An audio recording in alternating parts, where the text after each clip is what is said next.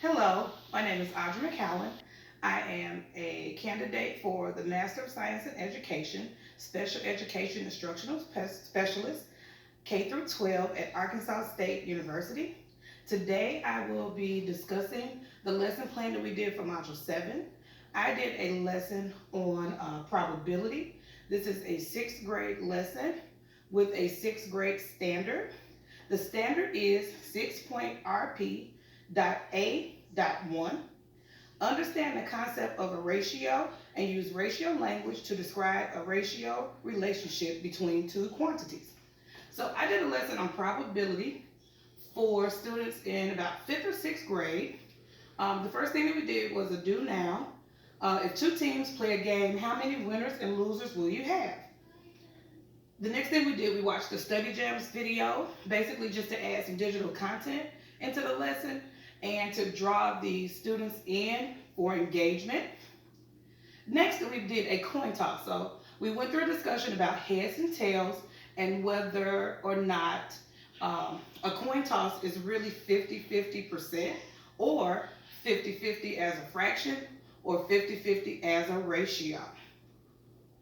Next, we discussed vocabulary. In the lesson plan, I said that I would pre-teach the vocabulary the day before and kind of front load the students with these definitions so that we didn't have to spend a lot of time the day that we wanted to do activities trying to understand the various words. So the academic vocabulary that I was looking for with the students was ratio, probability, random, sample, outcome, event, and trials.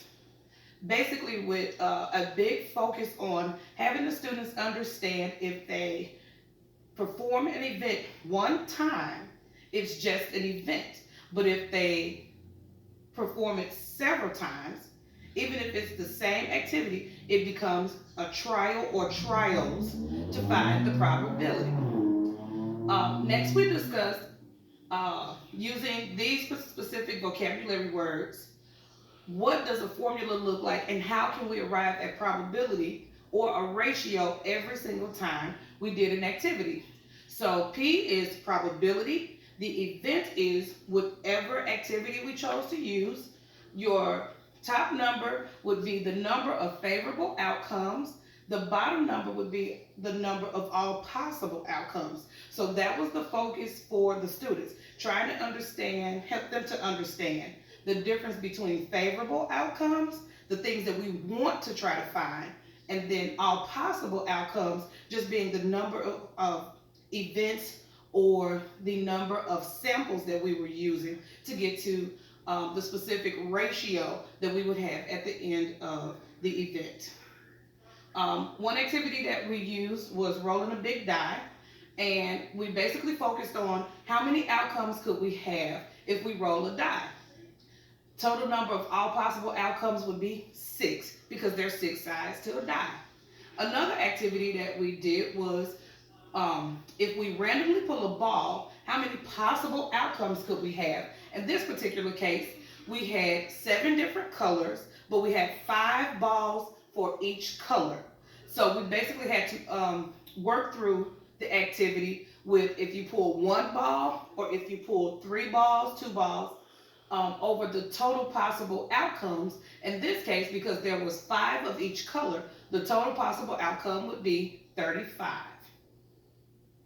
At the end of the activity, at the end of the lesson, the students were given a project, which is an activity to help them understand just randomness.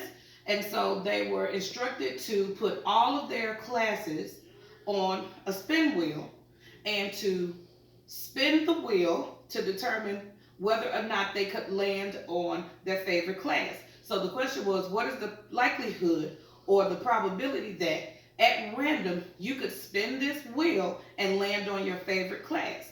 There were 8 classes to choose from. So favorable would be your favorite class. The possibility of all outcomes would be 8.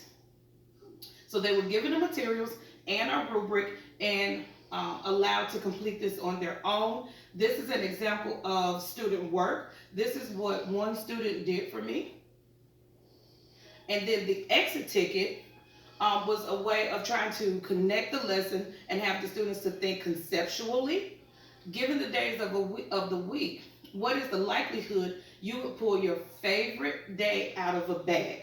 So technically, we can't really reach in and get days of the week, but we can cut up the days, put them on a piece of paper or something like that. But just to have them think conceptually, how can you pull your favorite day out of all days of the week? So what would be favorable? Whichever day is your favorite day.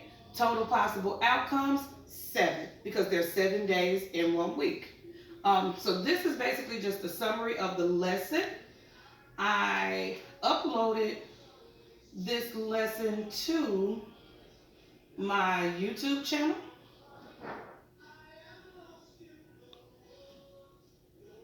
And let's see if you can get it to pop up. I can't exit out. So never mind. I can't